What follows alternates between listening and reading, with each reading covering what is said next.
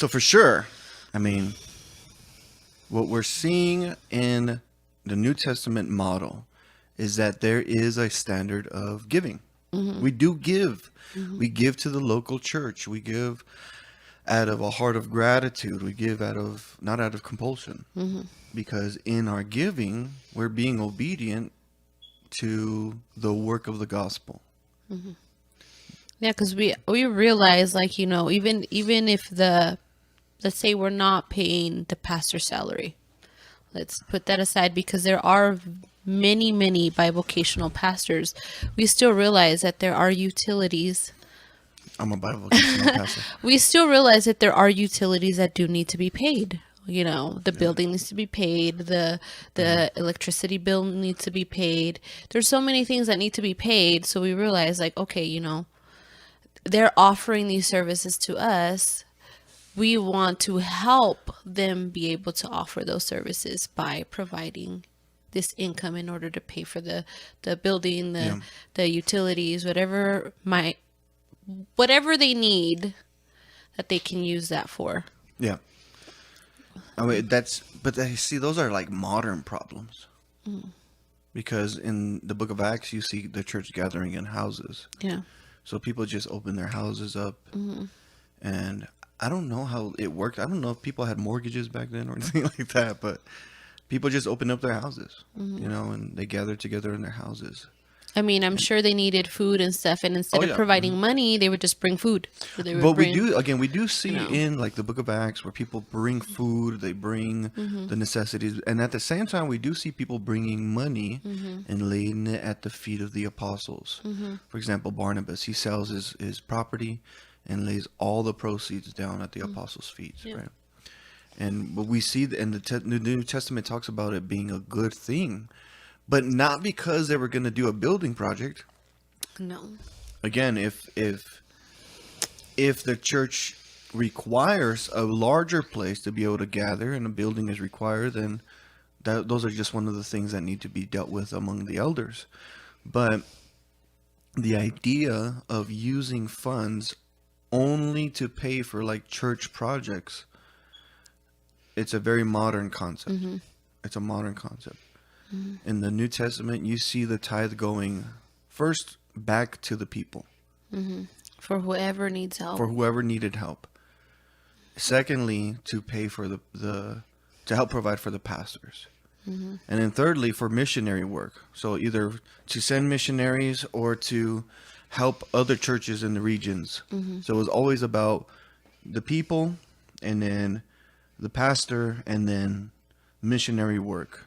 And that included including, the like, orphans, the widows, Yeah. and And I get it. Like other churches are going to have different levels of economic prosperity. Some churches are going to be really, really financially well, and other churches are going to be a little bit more humble, I guess you can say. But regardless of your status, what are you being faithful with the giving? I think that's really the question we need to. I think every church needs to really ask themselves: are you being faithful with what the people are giving? Are you being clear with what the people are giving? Because the church is not a government. Our government does whatever it wants with our taxes. yeah. They're not held accountable by the people. At least to a certain extent. We can vote, blah blah blah, but But they don't open up finances and say, like, hey, we have this amount of money. Where should it go? exactly. Like, Like imagine it's if the not- treasury, the national treasury is like, True, hey, this is how imagine. much debt and this is how much money. What do you what kind of projects do you guys want to do? Or what should we do? Should we pay some of this debt off and this other amount of money go for this other thing that needs, Yeah, I mean, I guess that's the But- idea of voting, but it's so large that machine, that national machine, Money is machine. just it's too large for any one of us to have a real say with what happens. But in the local church, it's supposed to be different. In the local church, if you're giving, I think the finances should be absolutely open all the time. Nothing should be hidden from the people. There should be multiple eyes on the accounts, on the finances. That's what we do in our church plant. We make it very clear to our people what's happening with their finances and what's being done, so that way we establish a pattern of behavior from the very beginning that we have nothing to hide. We have nothing to be ashamed of. It just keeps a huge level of accountability for everybody involved, I think. And it helps, because I know even though we're small right now, eventually we'll be able to help others that are in need. Yeah.